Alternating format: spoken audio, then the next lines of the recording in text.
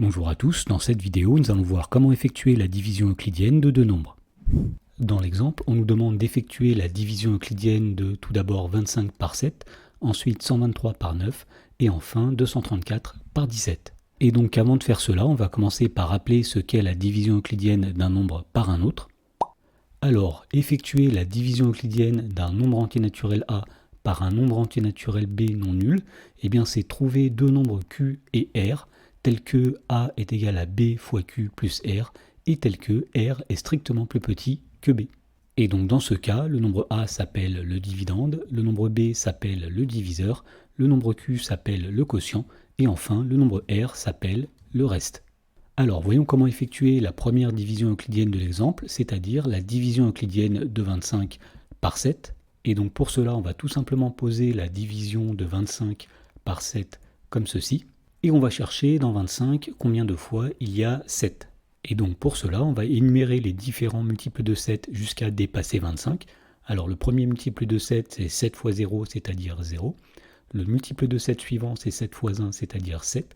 Le multiple de 7 d'après, c'est 7 fois 2, c'est-à-dire 14. Ensuite, il y a 7 fois 3, c'est-à-dire 21. Après cela, il y a 7 fois 4, c'est-à-dire 28. Ici, nous avons dépassé 25. Donc on voit que le plus grand multiple de 7 inférieur ou égal à 25, c'est 21. C'est 7 fois 3. Donc nous mettons ici 3. Et ici, nous mettons moins 21. Et ensuite, nous faisons 25 moins 21. Alors 25 moins 21, ça va donner 4. Et puisque le nombre obtenu est plus petit que 7, on peut s'arrêter là. Et donc ici, nous avons le dividende 25, le diviseur 7, le quotient 3 et le reste 4. Et donc on peut dire que la division euclidienne de 25 par 7, c'est 25 qui est égal à 7 fois 3 plus 4. Dans la question B, on demande d'effectuer la division euclidienne de 123 par 9.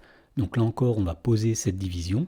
On va écrire 123 ici et nous allons écrire 9 ici. Alors, pour effectuer cette division euclidienne, on pourrait, comme dans la question précédente, chercher tous les multiples de 9 et regarder quel est le plus grand multiple de 9 inférieur ou égal à 123, mais cela serait un petit peu long. Donc ce qu'on peut faire dans ce cas-là, c'est tout d'abord chercher dans le nombre 1 combien de fois il y a le nombre 9. Alors dans 1, il y a 0 fois 9 puisque 1 est plus petit que 9. Alors on pourrait mettre 0 ici, mais ça n'aurait pas trop d'intérêt. Et donc on va plutôt directement chercher dans 12 combien de fois il y a 9. Donc pour faire cela, on peut écrire les différents multiples de 9. Donc le premier multiple de 9, c'est 9 fois 0, c'est-à-dire 0.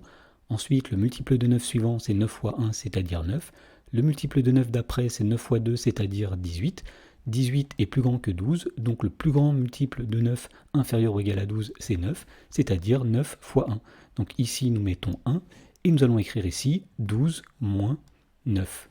Alors 12 moins 9 est égal à 3. Alors il y avait encore un chiffre qui est ici, que nous allons descendre, et donc nous allons chercher maintenant dans 33 combien de fois il y a 9. Donc pour faire cela, on va encore une fois écrire les différents multiples de 9. Donc ici nous avions 9 fois 0, 9 fois 1, 9 fois 2. On peut écrire ensuite 9 fois 3, c'est-à-dire 27. Et ensuite nous écrivons 9 fois 4, c'est-à-dire 45. 45 est plus grand que 33. Donc on peut dire que le plus grand multiple de 9 inférieur ou égal à 33, c'est 27. Et puisque 27 c'est 9 fois 3, nous allons mettre 3 ici, et nous allons écrire ici 33 moins 27. Alors 33 moins 27, ça donne 6. Et donc puisqu'il n'y a plus de chiffres à descendre, on peut s'arrêter là, d'autant plus que le nombre 6 est inférieur au nombre 9, donc 6 sera le reste. Et donc finalement, on peut dire que la division euclidienne de 123 par 9, c'est 123, qui est égal à 9 multiplié par 13 plus 6. Dans la question C, on demande d'effectuer la division euclidienne de 234 par 17. Et donc pour faire ceci, nous allons poser cette division. Donc on va écrire 234 ici, et nous allons écrire 17 ici. Et donc l'idée ici est de chercher dans 234 combien de fois il y a le nombre 17. Alors on pourrait écrire les différents multiples de 17, mais ceci risquerait d'être un petit peu long. Donc on va commencer par chercher dans 2 combien de fois 17. Alors 0 fois, puisque 2 est plus petit que 17, donc on pourrait écrire 0 ici, mais ça n'aurait pas trop d'intérêt. Donc on va directement chercher dans 23 combien de fois 17. Donc pour faire cela, on va écrire les différents multiples de 17. Alors le premier multiple de 17, c'est 17 fois 0, c'est-à-dire 0. Ensuite, le multiple de 17 d'après, c'est 17 fois 1, c'est-à-dire 17. Le multiple de 17 suivant, c'est 17 fois 2, c'est-à-dire 34. Et nous voyons ici que nous avons dépassé 23. Donc le plus grand multiple de 17 inférieur ou égal à 23, c'est 17, c'est-à-dire 17 fois 1. Donc nous avons mis 1 dans la case des diviseurs, et nous allons faire ici 23 moins 17 fois 1, c'est-à-dire 23 moins 17. Alors 23 moins 17, ça va donner 6, et puisqu'il y avait le chiffre 4 ici, nous allons baisser le chiffre 4 comme ceci, et nous allons chercher à présent, dans 64, combien de fois 17.